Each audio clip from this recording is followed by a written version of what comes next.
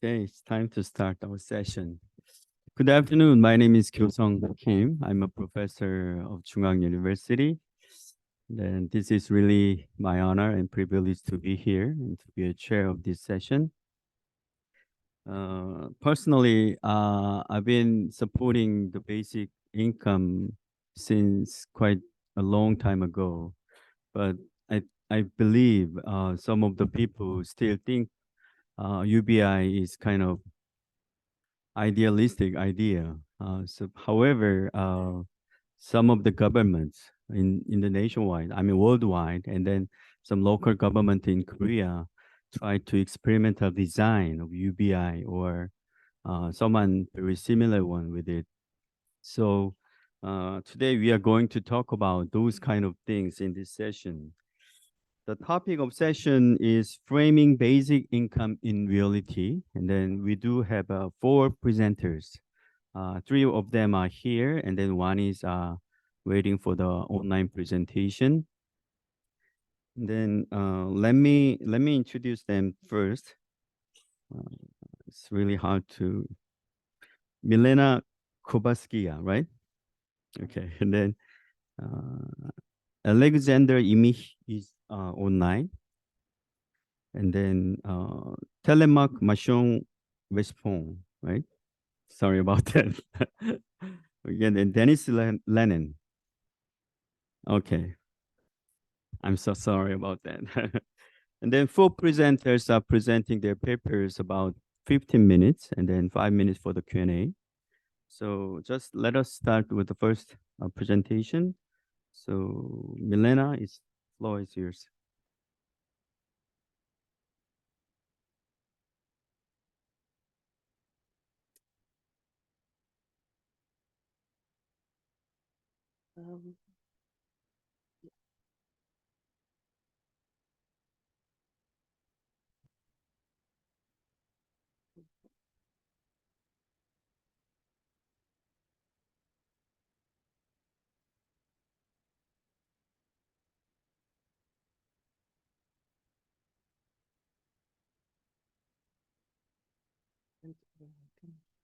Yes, okay. Hello, everyone. My name is okay, not easy to operate. Hello. Oh, maybe it will be better. Thank you. Hello, everyone. My name is Milena Kowalska. I work at University of Economics and Business in Wrocław in Poland. And today I would like to introduce you to a study that was part of my PhD thesis. In the study, I focused on the respondents' declarations about the influence of factors on their support for UBI. It is important that these are only declarations because there is no UBI in Poland and no pilot study has been conducted in this aspect. And we can start, I think. Okay. The literature indicates that there are certain factors that are associated with a positive or negative approach to UBI. Left-leaning citizens and people with high trust in political institutions are more likely to be supportive of the UBI. On the other hand, anti-immigration attitudes are associated with lower support. Moreover, there is a theory that people fall back on 5 criteria: control, attitude, reciprocity, identity, and need, to distinguish the deserving from the undeserving. Deservingness options are assumed to be important predictors of support for particular social solution. The most common arguments that can be used as argument against the introduction of UBI can be classified as normative desirability, economic consequences of a UBI, impact on class relations, and implementation challenges, and what's more, budgetary possibility. It is worth to ask, does support for an unconditional basic income depends on the proposed amount of the benefit and the socioeconomic situation of the direct beneficiaries? There is research hypothesis that Support for UBI depends on the proposed amount of the benefit and the socioeconomic situation of the direct beneficiaries. I projected a survey. Survey was conducted using a questionnaire on a sample of 1,000 adult Poles, and the sample included a representative distribution by age and gender. The respondents' answers were subjected to statistical analysis. Age representative distribution look like this. And gender representative distribution looks like this. What about characteristics of the research sample? The largest group of respondents were those whose average monthly net income was between 2,001 and 3,000 PLN. Nearly half of the surveyed group were people with permanent employment contracts. More than 55% were those with secondary or post-secondary education, and more than 40% with higher education. Almost half of the respondents described their health status as good. Almost 70% of respondents felt that they were coping with their current level of income. The question asked in the survey were presented in this way and concerned the impact of UBI on such aspect of life as the tendency to start and take care of a family life, professional development, education, development of passion, social commitment, pro-ecological behavior, sense of financial security, debt, and level of savings. The question concerned two amounts of UBI. First was 1,300 PLN. It is approximately $325, which ensure the reproduction of life forces, the possession and upbringing of children, and the maintenance of social relationship. And 640, approximately $160 covers the goods necessary to sustain human life functions and psychophysical ability. The following analysis methods were used: the He-square or Fisher, the Kruskal-Wallis, and the Mann-Whitney test. Test showed statistically significant relationship between respondents' answer to individual questions and the UBI support at the level of $160 and $325 in all questions.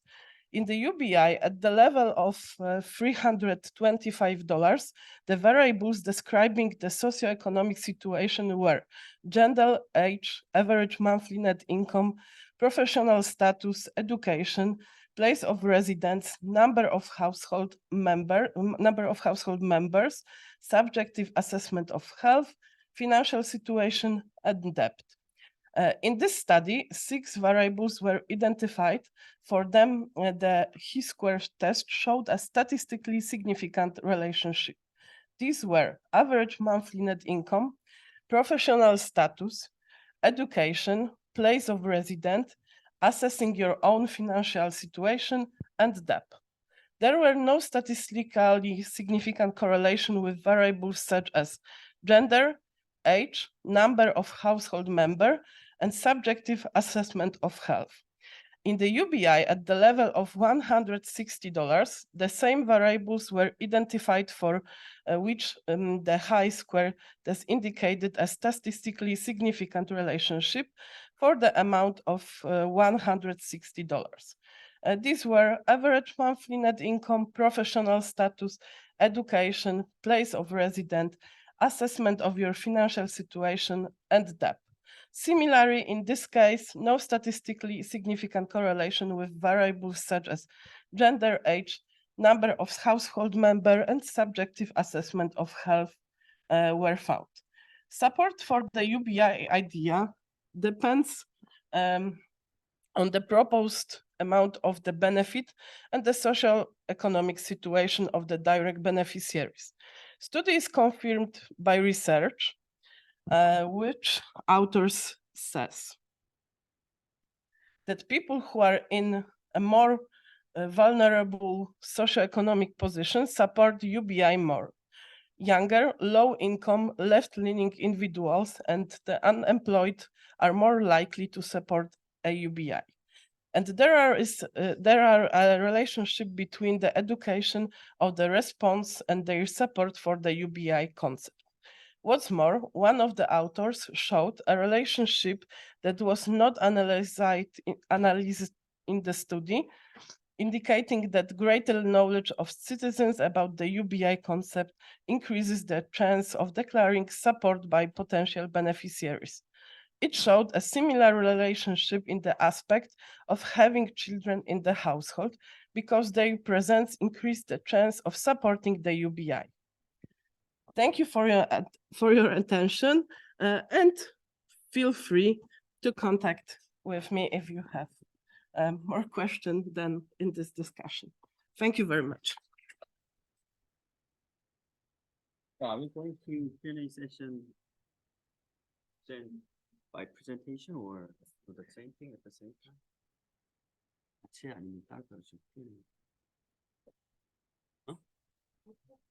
Okay, okay. This is kind of unique quantitative study about relationships, about factors and UBI supporting kind of things. So is there any questions or comments from the floor? Okay, you can, yeah, push, yeah, sure. Push the button and then there's a light, it works.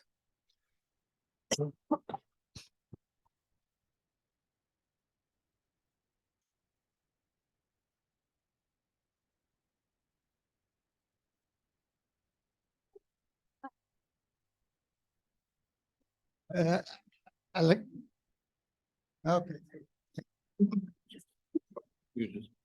My name is Alexander de Roo from the Netherlands. I have just a simple question. Why these two levels? Why 160? Why 325? How does that relate to income in Poland? Just to get an idea. Because in Poland we have two lines.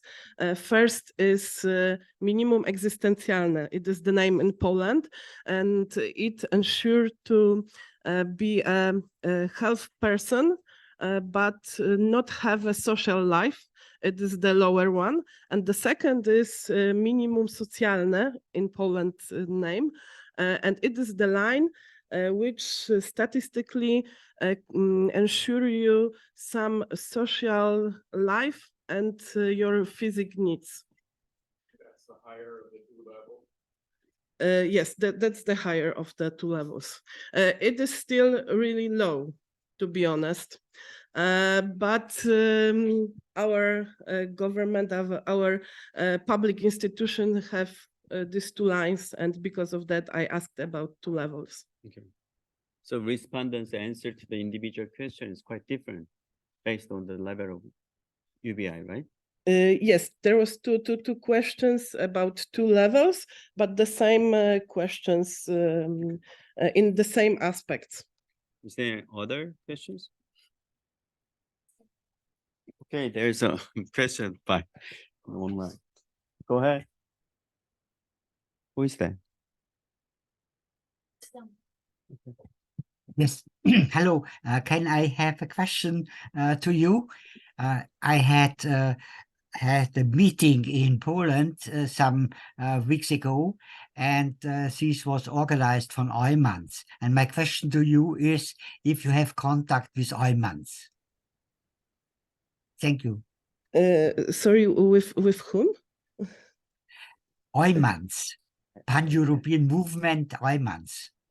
To be honest, no, but I think that after this conference, this Congress, I would like to have a contact with them. Okay, thank you very much. The world is so small, as we can see. Yeah. Thank you. Okay, any other? Okay, go ahead. 앞에 단추를 누르면 켜져요.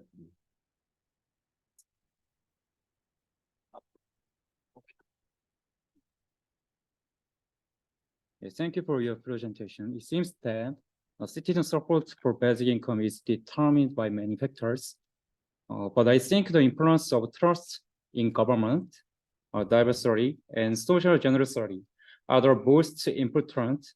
What are your thoughts on this? I'm not sure if I understand very well the question. You asked me about if the trust of government is a factors that can influence on support for UBI. Literature showed that yes, it could, but to be honest, I didn't try to check it in empirical research. But for sure, it is a good way to explore more factors and to make bigger research in the future. Okay, one more. Okay, I do have a question about the Mhm. analysis method. I think you use the bivariate analysis such as chi-square and Mann-Whitney U-test. But I think if you do the multivariate analysis with the control variables, would it be a different result come? In another method, another results. With the multivariate analysis with the control variables? I will try it. Okay. Because I didn't check it in other methods. I choose this one and yeah. Thank you very much.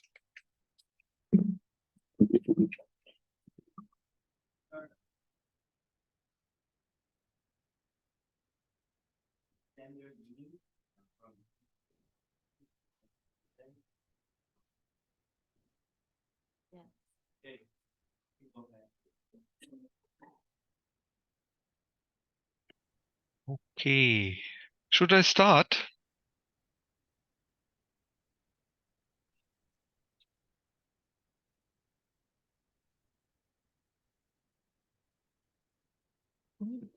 Yes. Okay, you can start. Can you share your PPT? Yeah, I share my screen. So here we are. 없어?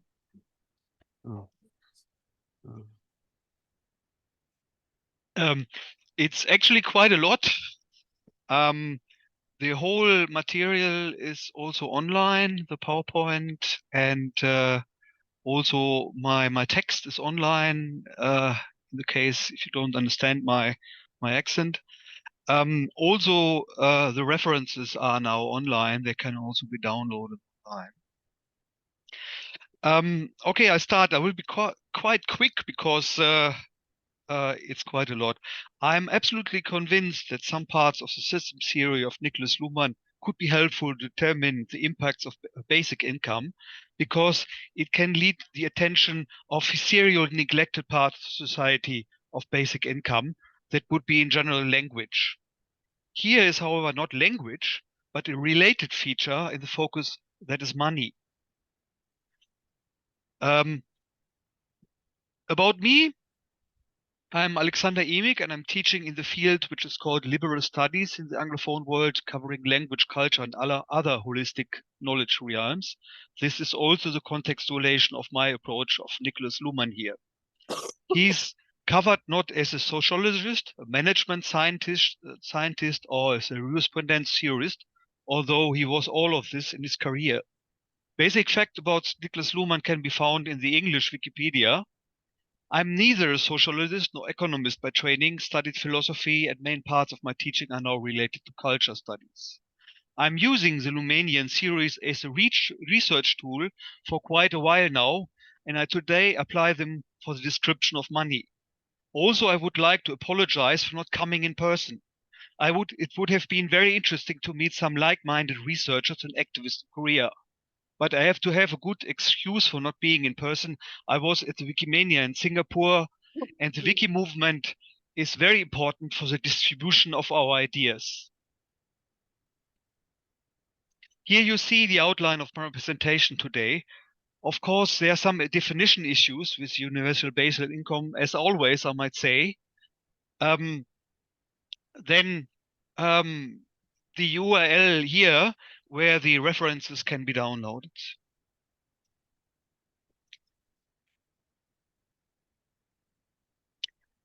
What is an UBI, and why some people think it is a scam, like the Guardian columnist Ahvar Mahadi in this article.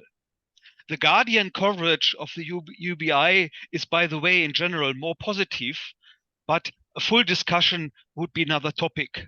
Relations are there, however, as the network part slide 11 will show. UBI can be used as a compensation for ecological or social harmful developments in capitalism, especially the UBI only promised for the future, or the real amount of UBI being too low. In the last case, this would not be a BI, basic income, but a minimum income or guaranteed minimum income, GMI. If the World Economic Forum is promoting UBI, among other things, of course, then it can be seen as an advertisement for capitalism. But how can be a good and a bad UBI discriminated? One answer to this question comes from the Luhmannomics systems theory, because of its multidimensional framing of money, or to borrow the title of this research section, because of its ability to situate money or the UBI in reality. But how does the social systems theory frames money? At the first sight, definition of money looks quite conventional. Money is coding scarcity and scarce resources, like the common example of land, also used in the text, which is an extraction from a Luhmann dictionary available at 4 languages, German, Italian, Japanese, and English. The English version is open source, can be downloaded as a PDF. This slide gives an impression of the more progressive features of the system theory. Luhmann started to develop his theory after 1968, when he got a tenure position as professor at the Bielefeld University. But the real new approach of the system theory, which called autopoietic shift, emerged after his book Social Systems, which was published 1984 in German.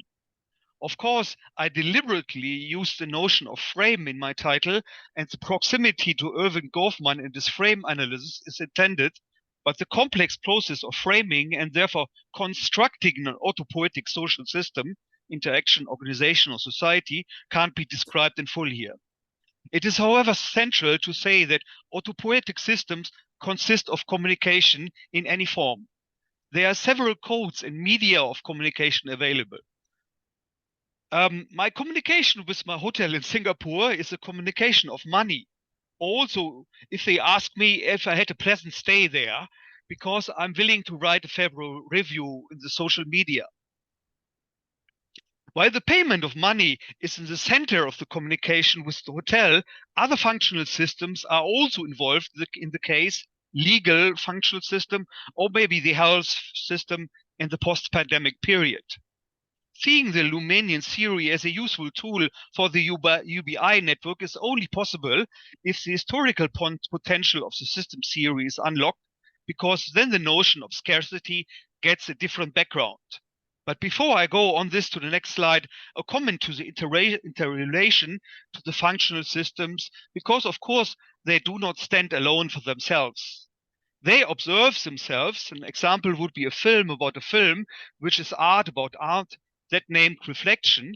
They have a function for the observation for the whole society, which would be a theory of society, and a performance for the other functional systems, for performance which can exceed its limits. That would be corruption in politics, as an example. We come now to the devil. And indeed, some people think there's a quite strong connection, and also Luhmann is describing money as a diabolic medium of communication, as opposed to symbolic medium of communication would be style, faith, or truth. But here is the religious or political meaning of this illustration is important, because it is a critic of the common practice of using indulgences against alleged punishment for one's sins. An indulgence is a piece of paper which can be bought as a protection against punishment in hell or purgatory. What were the effects of these indulgences? Well, you can see them in Vatican, St. Peter's Basilica, among others. Considering this, the notion of scarcity gets a different meaning. Using the system theory as a histography offers indeed a second-order observation, a theory guide observation as a description of modern society.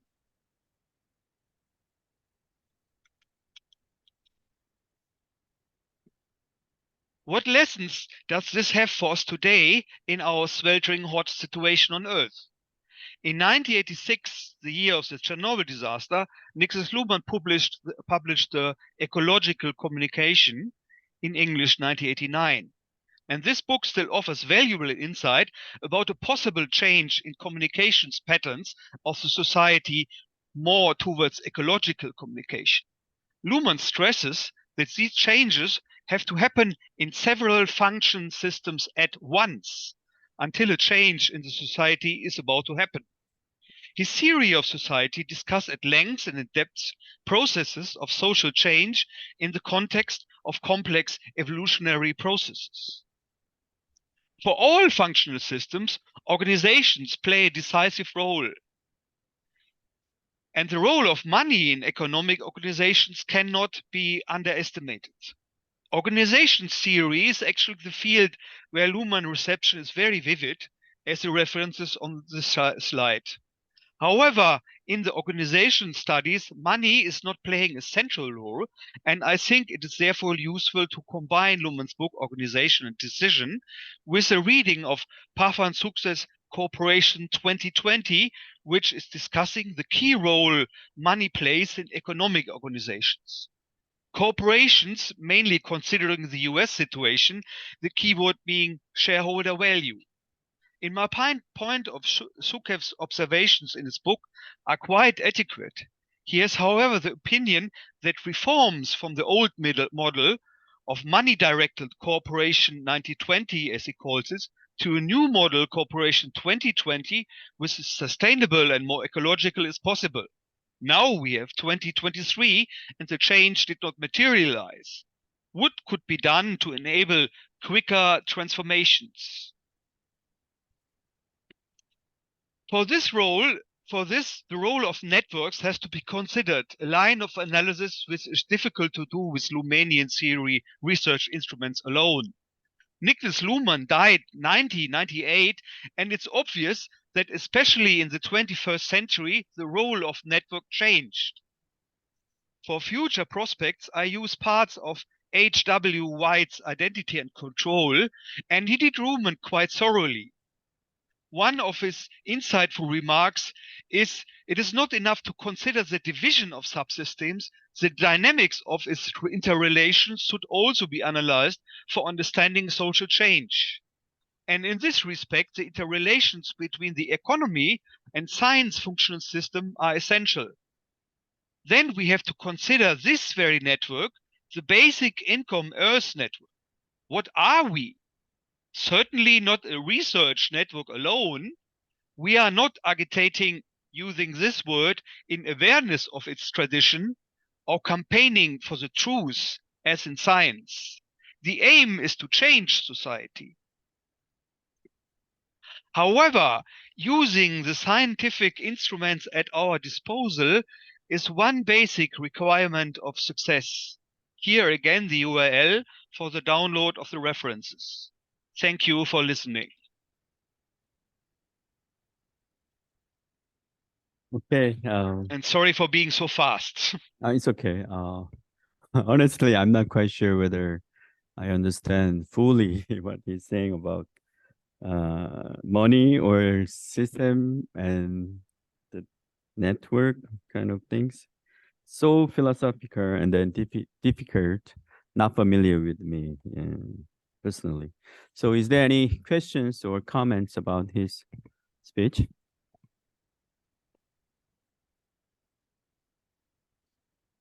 Please. No one?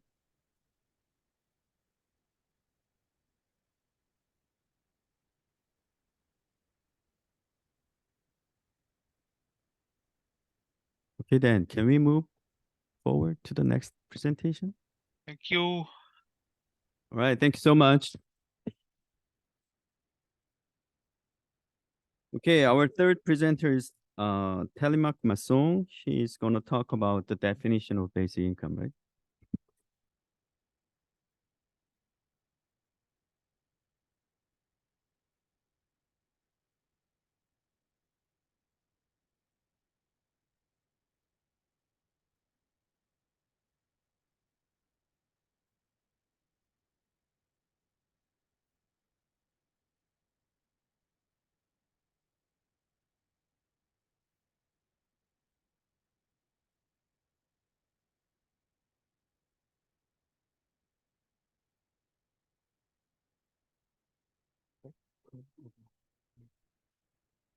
Okay.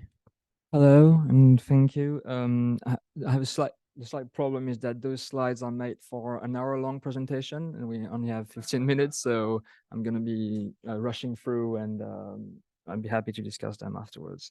So very quickly, I've been a basic income. I think so. Maybe the plan is roughly the same. Yes. So I'm going to tell you about basic income's definition and Bien's basic income's definition, and why the clarification of it is very useful and crucial to building coalitions for its implementation. So my main thesis that I will be defending is that the notion of basic income actually has two meanings, a narrow one and a broader one. Could I possibly get the mic? Thank you. That's better.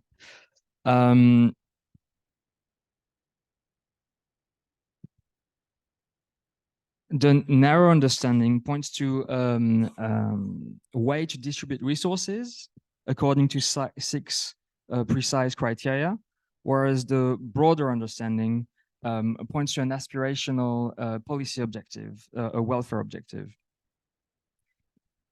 Oh, this is really messy. So I'll begin by going over Bien's definition and why Bien's definition is important. Then I'll talk about the narrow definition and then about the broader definition. But first, maybe I think making my argument in a nutshell would be useful. So my point is that the narrow and technical understanding of basic income as a way to distribute resources is very useful, but it does not exhaust the meaning of basic income. And that the basic income conversation from the very beginning was more about realizing a welfare policy objective than it was about a technical way to realize it. And that the basic income movement is more about realizing a welfare policy objective than it is about the technicalities of it. And so I'm also arguing that I have a big issue. The whole point of this whole presentation and of this research that I've been conducting for a decade is that the notion of partial basic income is very problematic, as we will see. And its implied counterpart of a full basic income is a very poor description of the policy objective that the basic income movement is pursuing. And so finally, I would argue that clarifying the narrow and technical meaning of basic income allows us to think more clearly about the complementarity between basic income schemes and other, say, basic income's cousins or similar policies, and that affirming the broader and aspirational meaning of basic income would open the way to form powerful coalitions on the basis of these complementarities between basic income and other policies. So let's go to why is talking about the definition of basic income interesting at all, and how does Bien's definition matter? So one thing that is not realized, that is very much underappreciated, I think, is that before the creation of Bien, basic income just did not exist. The conceptual object of basic income just did not exist. So the first meeting of Bien gathers people that are working in different fields. Some of them are not even academics. They are talking about things that are vaguely similar, but basically they call it differently, they justify it differently, and they want to put it in place differently. So before they get together and agree on a basic definition and name that would allow them to overcome this diversity, there is no movement, there is no possible history of it. This object just does not exist. Yeah? So now the first definition, Bien has had 3 definitions of basic income. The first one in 1986, in the letter Philippe sent to the participant after the Congress, is a guaranteed minimum income granted to all, you can see it, on an individual basis, what means test or work requirements. Then in 1988, in the first statute, you have it's slightly modified to an income unconditionally granted to all on an individual basis without means test or work requirements. And then in 2016, it's modified to this much lengthier thing, where actually the sentence is almost the same: a periodic cash payments unconditionally delivered to all on an individual basis without means test or work requirement. And then there's a clarification of the 5 criteria. You could say before there was 3, and now there are 5. So what happens is this. So this is where I should go a bit off track to go faster. So basically, this change was implemented under the pressure of activists who wanted to include in the definition of basic income the notion of a threshold of basic income would be by definition sufficient to cover a sufficient amount to cover basic needs. And in an answer to this, which would be, I would argue, which was an urge to recognize basic income's broader understanding, the welfare policy objective, even though arguably the notion of an amount is a poor description of the policy objective pursued by basic income activists. But this was the way that the basic income activists tried to have the broader understanding of basic income recognized, having a threshold in the definition. And the reaction, so this movement was so strong that it led to the first modification of Bien's definition since creation 30 years earlier. But the modification frustrated what the activists wanted. So the threshold was not included in the definition. Instead, the definition went closer to the narrow understanding of basic income. And so what was added to the definition was the notion of periodicity in an attempt to distinguish it from basic income from basic capital, as had been distinguished, and of cash. And this is so my notion of a narrow understanding of basic income adds only to the current one the notion of uniformity, that it's the same amount given to everyone. The thing with the modification in 2016 left a lot of discontent. To the point that there were talks in the German-speaking Bien affiliates of leaving Bien. And in particular, the notion of cash payments is quite problematic because it made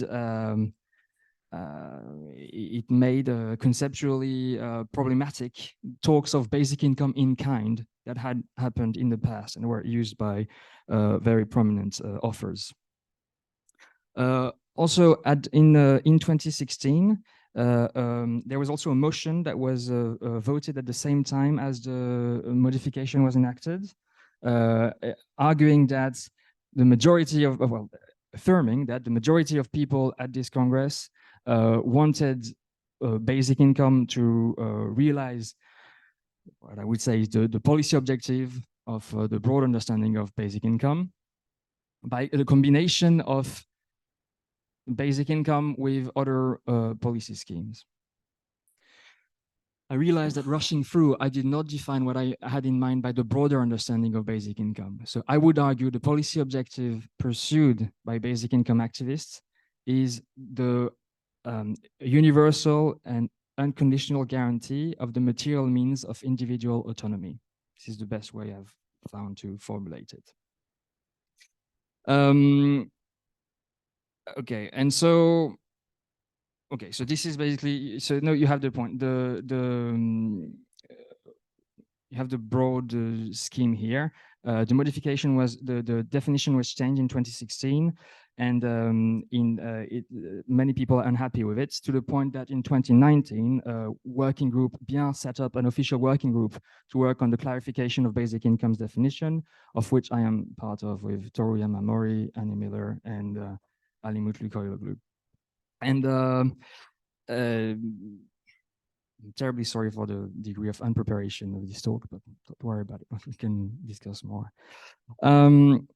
So you have the broad overview. So now I'll go very. How much time do I have? Sorry. Oh no, there's another person after me.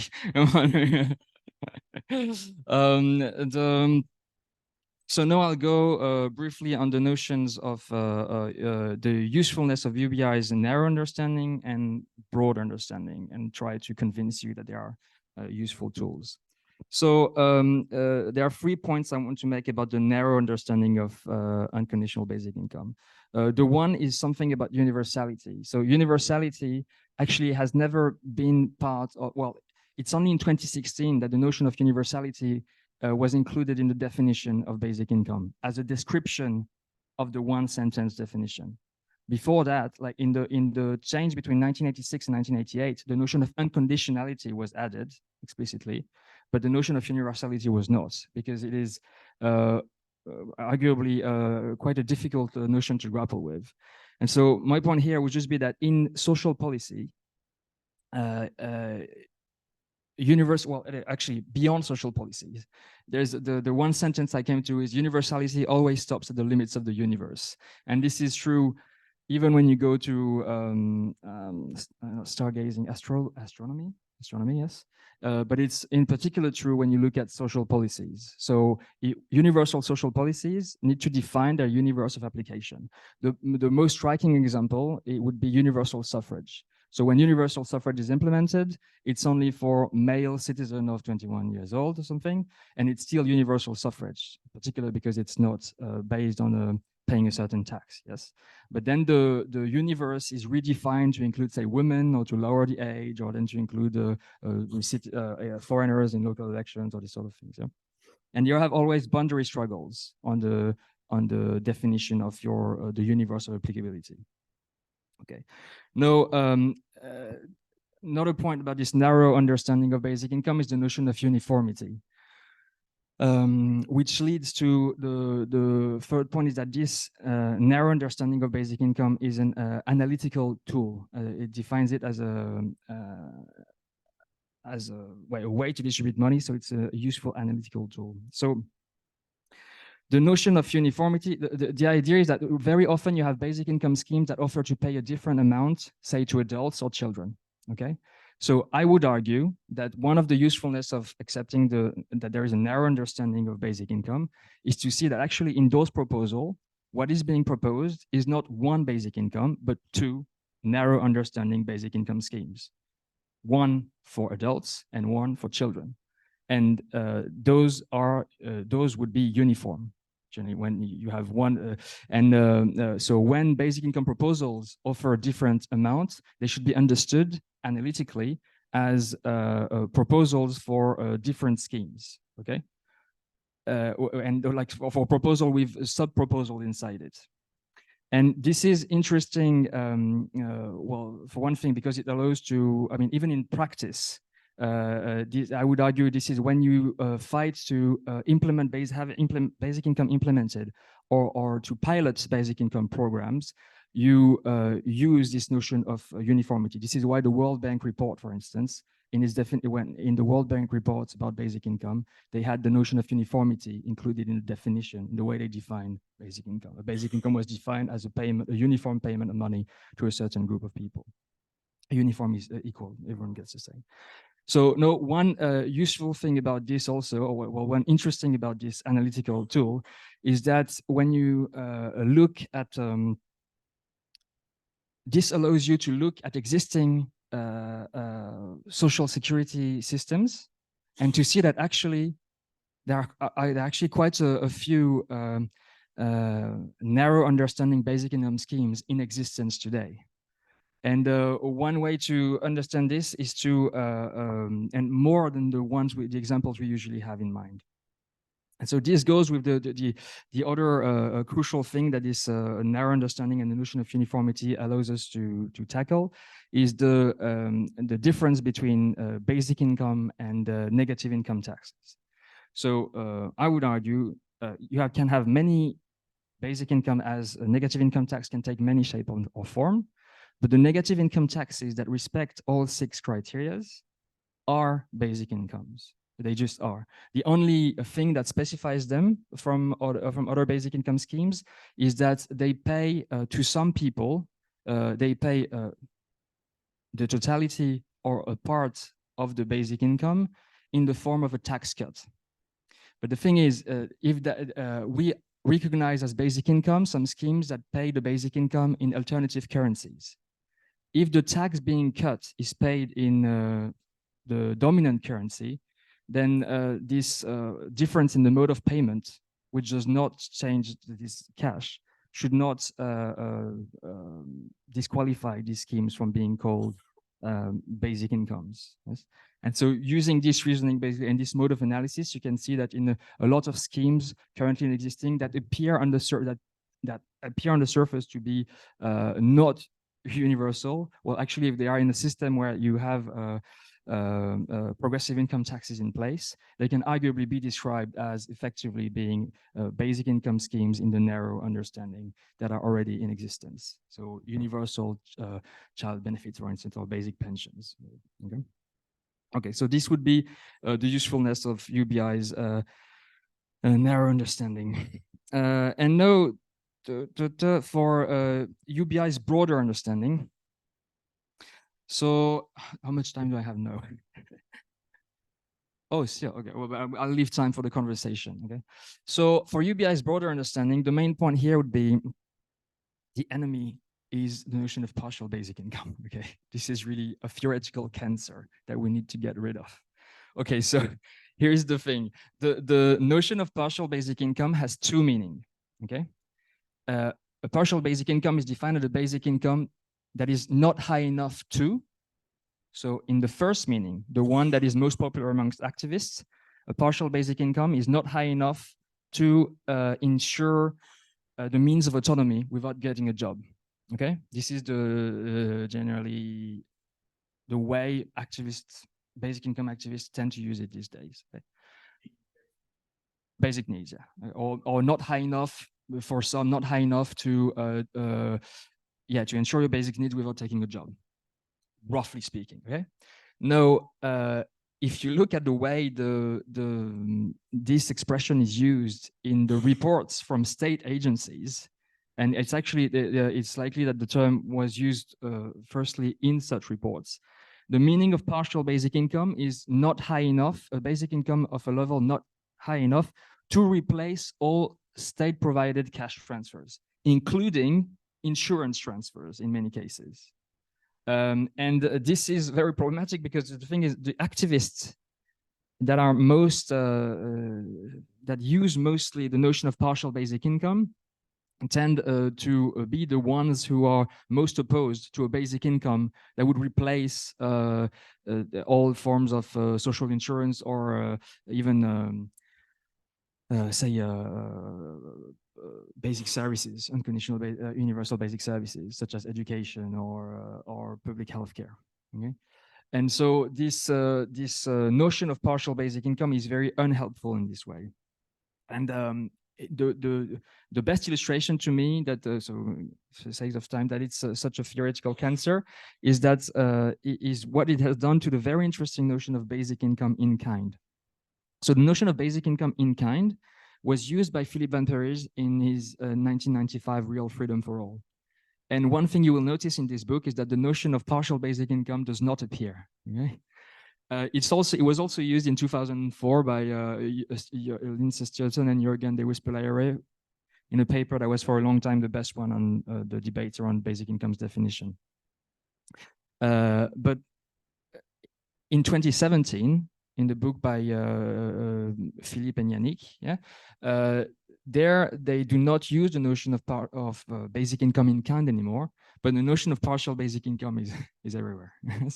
This is a problem because the notion of basic income in kind was actually, I think, much more useful and interesting for the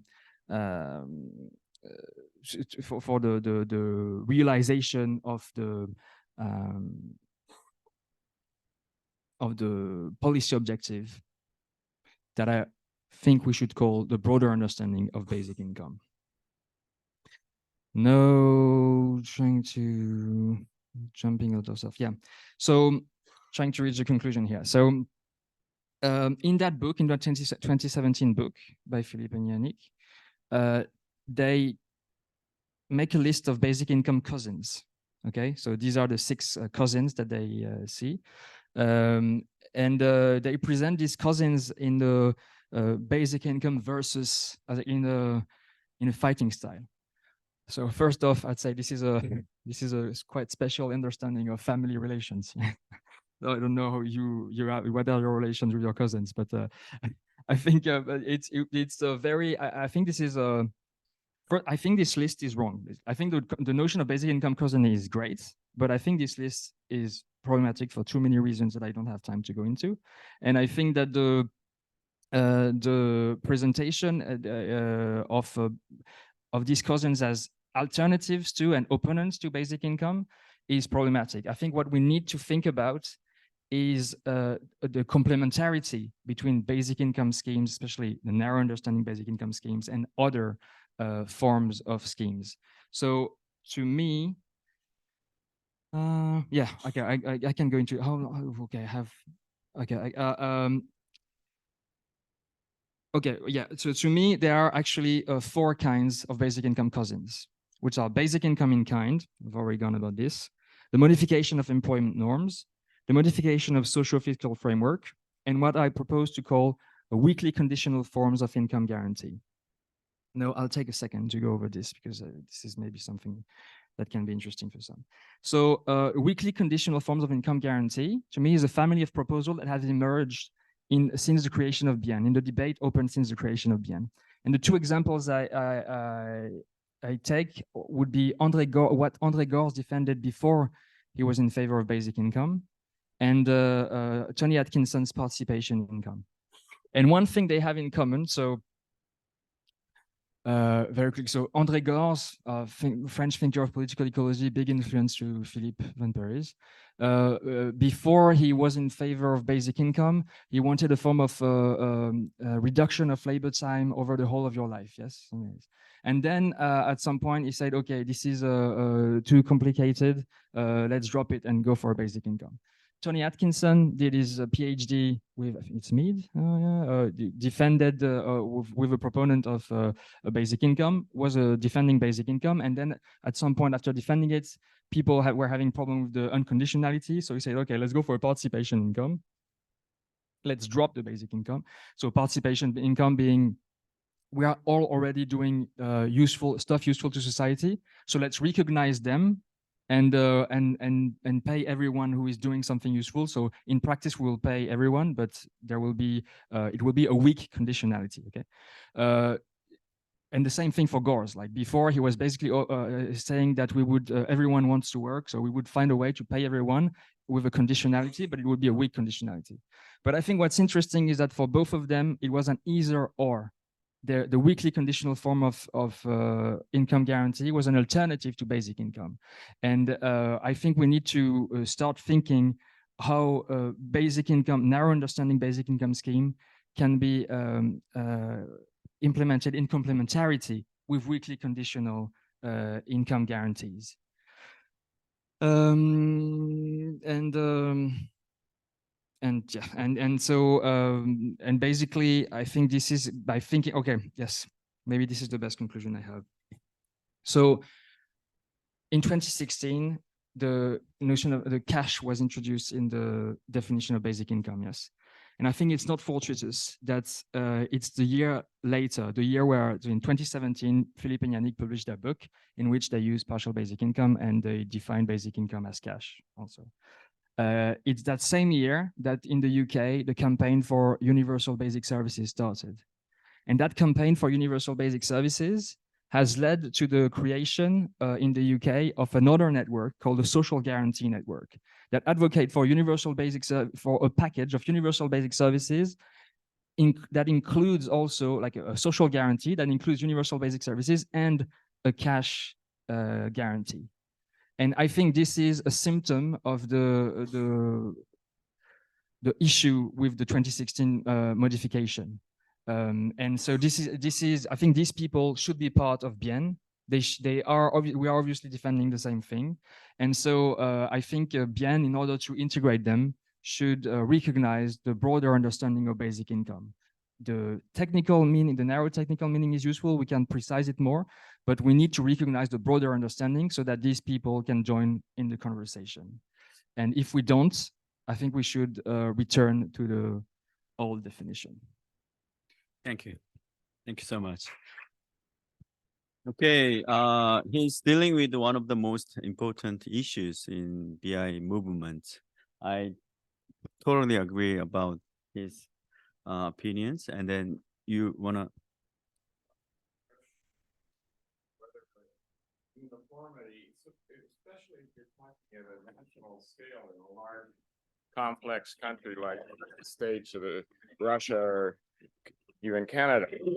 Cost of living varies considerably from rural to urban to metropolitan areas, or you get it to the global level. So the criterion of uniformity seems to be rather silly, because if you have to have some concept of sufficiency. So what do you think about this within the definition? So I think what you are expressing here is a discontent between the goal that we are actually pursuing is the broader understanding of basic income. But to realize it, this is the argument, to realize it, we would go about it by having many narrow understanding basic income schemes, plus say basic income in kinds, weekly conditional form of income guarantee, and other such measures, okay? And this is in practice the way this would happen. So when you are saying all these reasons that you give for having different amounts of basic income, they would be different in practice. They would be different narrow understanding basic income schemes. So if you have a region that is where you want to pay a different amount to another region, then in practice you would have two different narrow understanding basic income schemes. And I think it is both more useful to understand it in this way, and also in practice, this is the way you will go about it. I mean, if you are activist on the ground and you are trying to implement something, you will say, well, we want a different basic income for our region because this and this and that. So yeah. I hope this answered the question.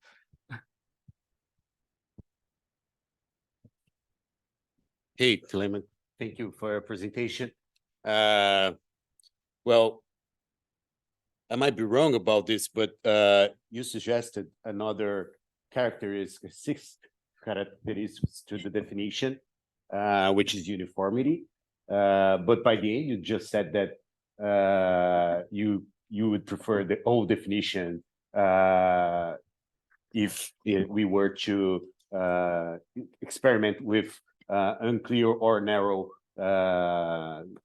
characters of a specific situation. So I'd like you to tell us more. Why do you see the old definition better than your 3.1 definition? But that's not the only question. I would like to ask you about more or less how Peter framed this that in general, where was the sufficiency discussion? Where it has been? Because you mentioned that the 2016 definition was pressured by this, and after that, your presentation doesn't approach sufficiency anymore. So where did it go? And maybe we can consider that sufficiency might be encountered or limited by the uniformity, because sufficiency might be something in one case. You mentioned the territorial situation, but people with disability or kids for more instead of less, like the pilots that we have. So a uniformity at some level, but possibly scaled up in the others is something that attracts me more than the uniformity narrow definition that you used. Okay, so this is the thing about why. Okay, making it short. In 2016, we went in beyond the modified its definition to go in the direction of the narrow understanding, and this is also due to the fact that there has been a lot of progress on the ground in like the technical realization of it, and so those criteria of cash and the periodicity are narrowing down are getting closer to the narrow definition, which is very useful when you are implementing schemes. Okay, and I think so. The notion of uniformity is what lacks to have this the actual like operational thing for narrow understanding basic income schemes. But the problem is that is cash. The problem I have with this is that it's cash. That I think most basic income activists don't really care for cash. Cash is just interesting because it's a form of unconditionality. But you know, I would, and I think the vast majority of basic income activists would oppose proposals to replace all in-kind services by just a cash transfer, like to make everything like healthcare, education, or many things private, and to just give cash to people. And this goes with the notion of where did the sufficiency go? So my point is that sufficiency, okay, I would be okay, but if sufficiency is formulated as high enough, then it is a very poor description of the objective pursued by basic income advocates. And this is because if you have basic, so it goes with services. So you don't need the same amount of money to be to have the means of your individual autonomy guaranteed when there is free healthcare and free education, for instance, or where there is not. So if we just say we want high enough doesn't mean anything in itself. My point is that the problem with partial basic income is that it leads to a focus on the amount of money paid and distracts us from the real question. The real question is, when we implement a basic income scheme somewhere inside the system, how does it modify the distribution, and how does it affect the situation of people, and how does it affect this system? And this is not the amount of money that is paid is one factor to look at, but it's not the most important, I think, and it's very distracting to focus on this notion of the amount. So instead of having the alternative is let's see those narrow understanding of those actual scheme, and let's affirm that we have this aspiration to the guarantee of the material means of individualism.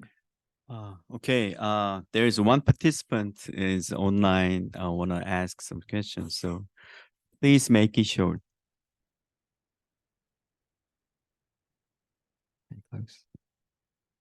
We can hear you. Close your mute. You're muted. We cannot hear you. Can't hear you yet. Sorry. He's muted. Yeah.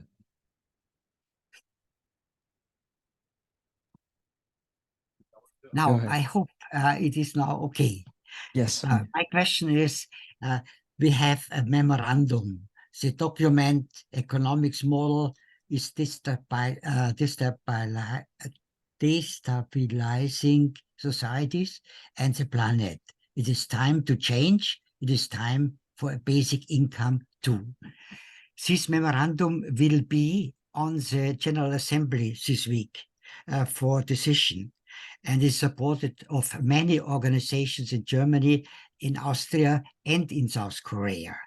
And so my question was if he will be able to be in the General Assembly to discuss this and that in this body. Thank you.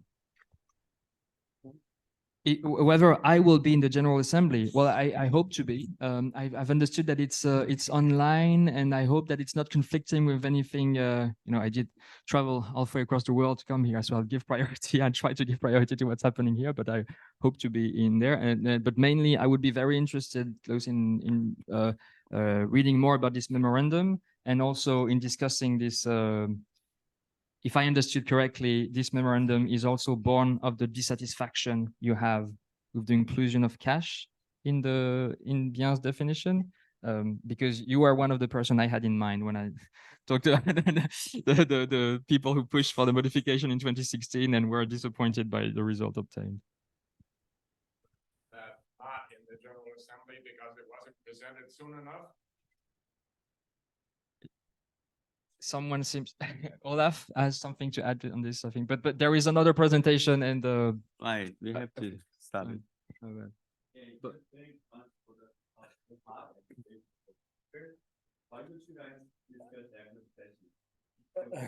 I would just like to answer the question. I'm sorry. That the General Assembly will not finally have a vote on this, but they will have this introduced, this memorandum, and then give this to the Executive Committee. So we will not have a vote on Saturday. What I can tell you, sorry, maybe we need to move to the next presentation, is that with the clarification of the Bien's official clarification of basic income definition working group, we are going to organize this academic year at least 4 sessions on specific presentations, and which will be open to for everyone to participate. And this will be there will be things around this in Bath next year. Okay, so let's carry on the conversation, and I will be better prepared, I promise. Okay, very good. Okay, sorry for the mismanagement about the session. Okay, our last presenter, you can ready for his name is Tennis, and then he's going to talk about popularity of basic income.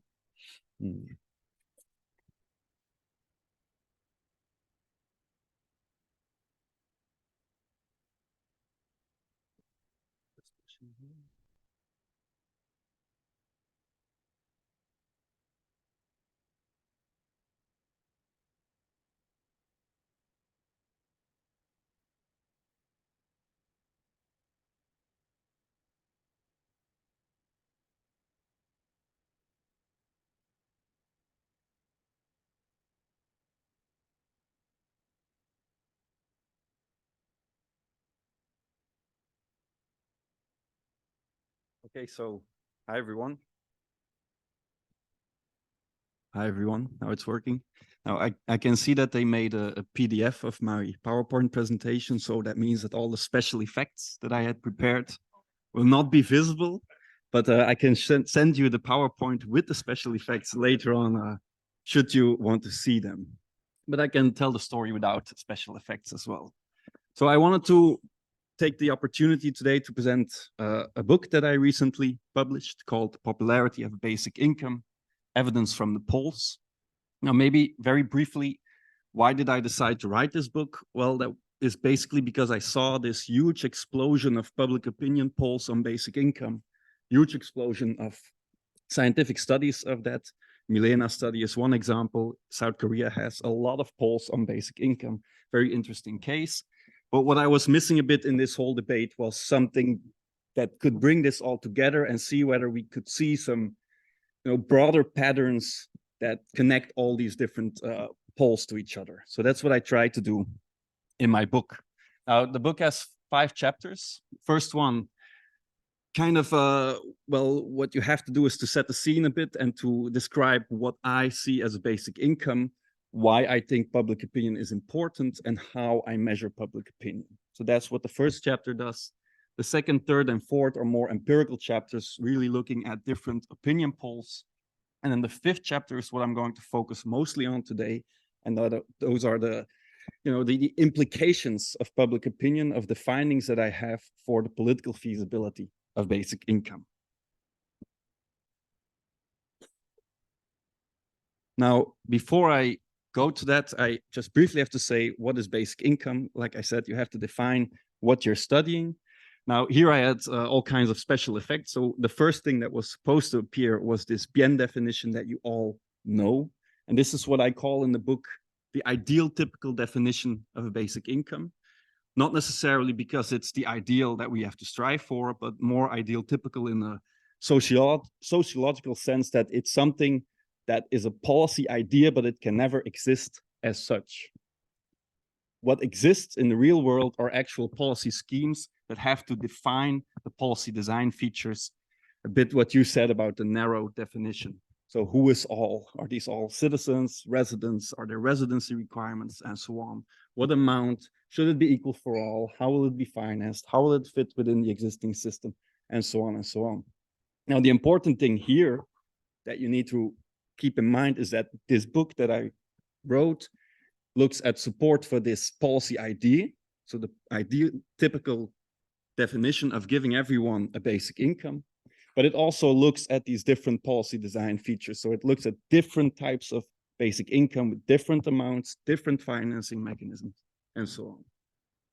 On top of that, I also try to include, where possible, the cousins of basic income. And again, it really connects well to your presentation. And I also call it in the book kind of a basic income family, but more in a real family kind of way. Like they're not necessarily opponents. They can also like and love each other like a real family. Although, of course, they do fight every now and then. But as I said, the book also looks at support for these different cousins of basic income. Is this one?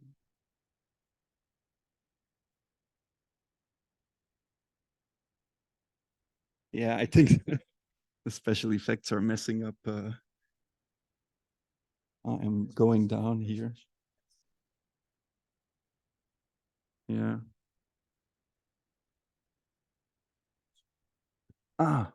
Yes, I did not. Okay, so that's how I see basic income.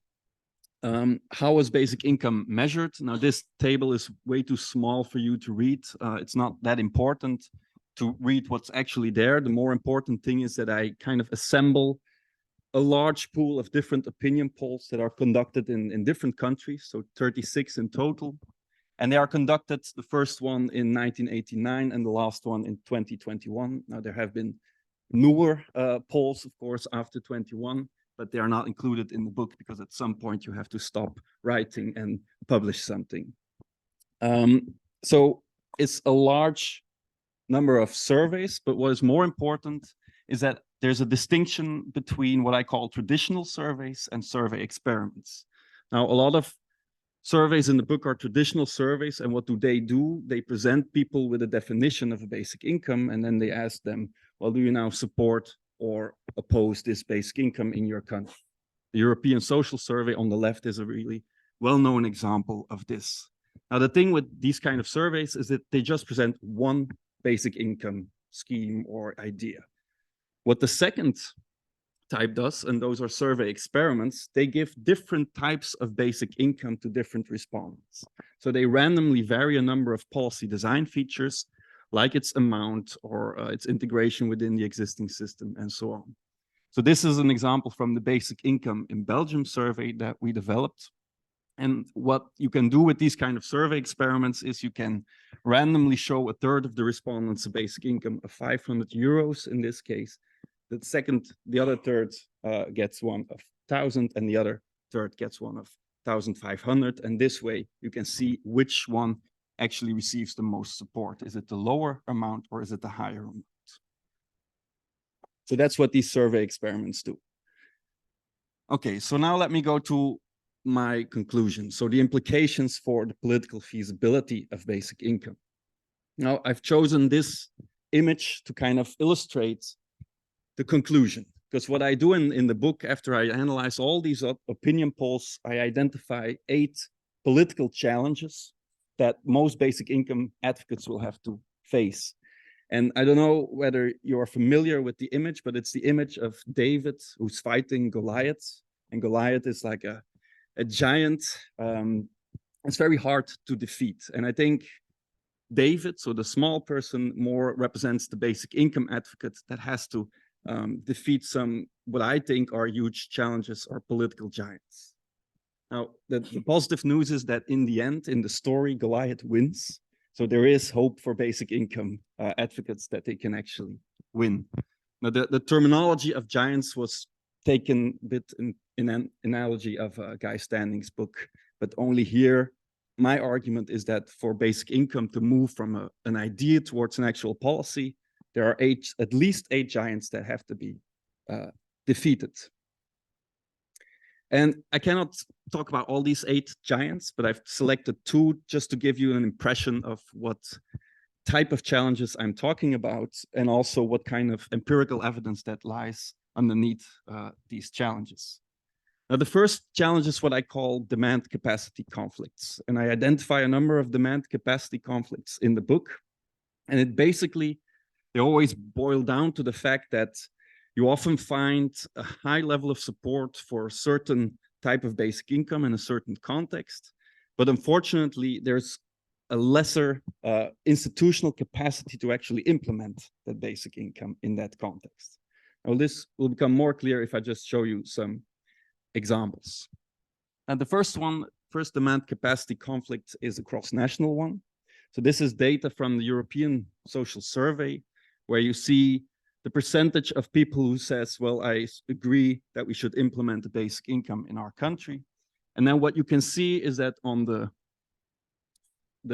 countries where the highest level of support is, like Lithuania, Russia, Hungary, are more Eastern European countries where demand is high, but the institutional capacity is lower because these countries tend to have lower levels of economic development, less well-developed welfare states to build on.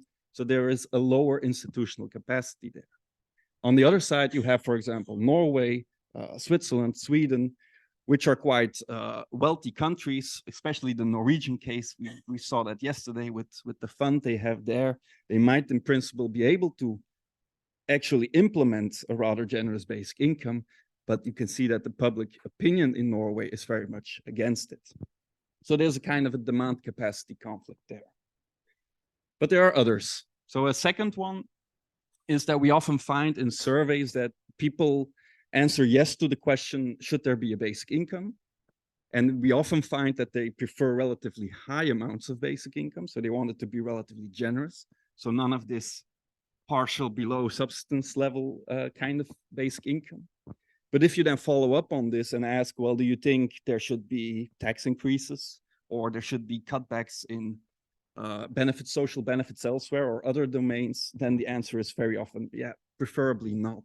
And again, that kind of creates in a lot of basic income proposals a demand capacity conflict where you have a high demand for a certain type of basic income, but you are not having the institutional capacity to actually implement it. Now, an example of empirical data that's underneath this is from the UK. So a survey in 2017 where they asked UK residents, do you support basic income? And then the green bar is when you just the baseline. Almost half of the UK of the respondents says, yes, let's do it.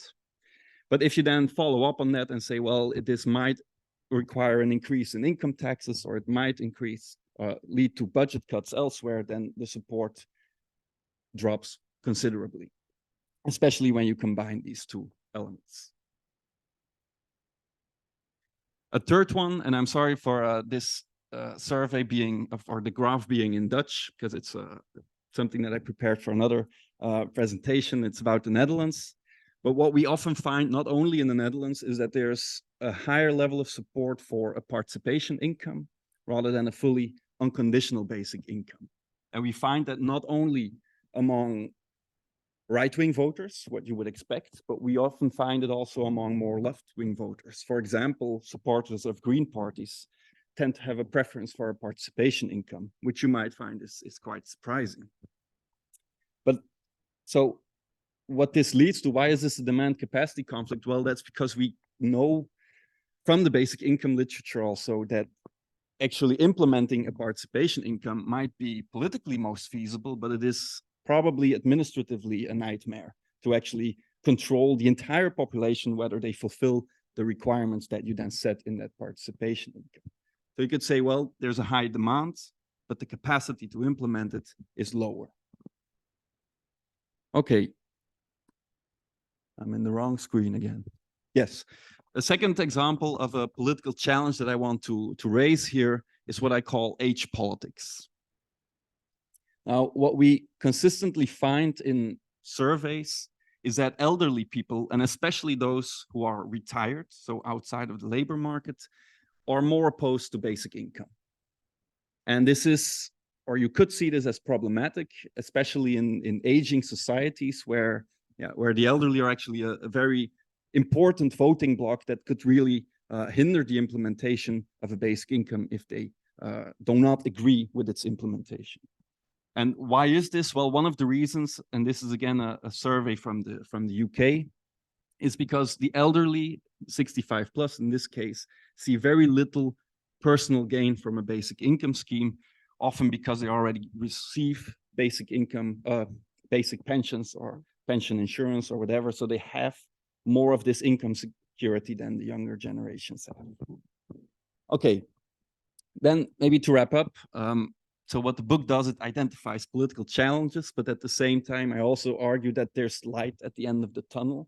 So each challenge also comes with its opportunities, but we don't know yet whether these opportunities will actually materialize. Now, one example, and here I had a really cool special effect, but I will do it like this then. So I just had the negative interpretation of the elderly are against basic income, but you could also frame this more positively and saying, well, but young people want the basic income.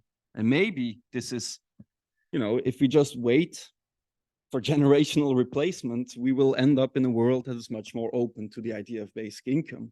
And then I would say, yes, that's one interpretation, but we do not know whether that's actually the case, because we don't know whether what we are seeing here is actually a generation effect or more of an age effect. And that these young people of today might grow less supportive as they grow older.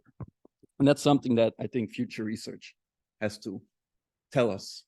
So I think my book, I recommend you read it, of course, but in the end, for your own country, for your own context, there are still a lot of unknowns that still need to be investigated further. So the book is the first step, but please do not end there. Yeah, thank you very much. Okay, okay, go ahead. I think one of the reasons that young people may be more in support is also they're more exposed to the precariat. They're more the part of the precariat where the older people had more secure employment. Yes, I think that's definitely one of the reasons. So what I'm struggling a bit with, and I don't have the answer yet, but I think that's part of the answer is that it has to do with self-interest, because that's, you know, your own vulnerability on the labor market in life more generally. It could also potentially have to do something with more of a value mindset of elderly people, perhaps being more conservative, not wanting necessarily very radical reform, what a basic income would be in a lot of contexts, while young people might be more open to radical change of society. But I don't have a definite answer to that at this moment.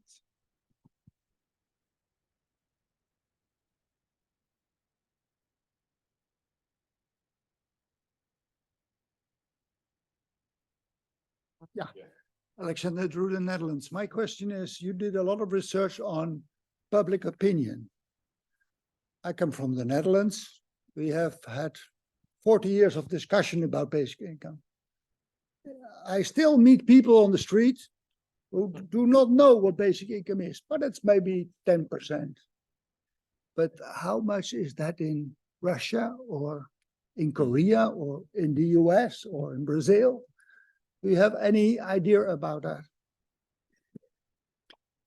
The assumption would indeed be that in countries where basic income has a longer debate, like the Netherlands or Korea, it is a more known idea. But what we always do in public opinion polls, or at least what I recommend you should do, is to give a proper definition of what a basic income is and to test that definition among your subjects. So before rolling out the entire survey, you need to make sure that your definition is understandable to the people that actually fill out your survey. That's very important. But we do know, also in the Netherlands, that there is a lot of misunderstanding about what a basic income is if you do not define it. And people will come up with all sorts of ideas about it, that it's the minimum wage. We've even had cases interpreting this as their own household income. You know, are you in favor of basic income? Yeah, it's my own household income. So you really have to explain it very well. That would be, I think, the key message here. Okay, since we have 2 minutes, one more question? No? Okay, then it's time to close our session. Thank you for the presenters and the audience. Presenting session, and then have a good afternoon. Okay.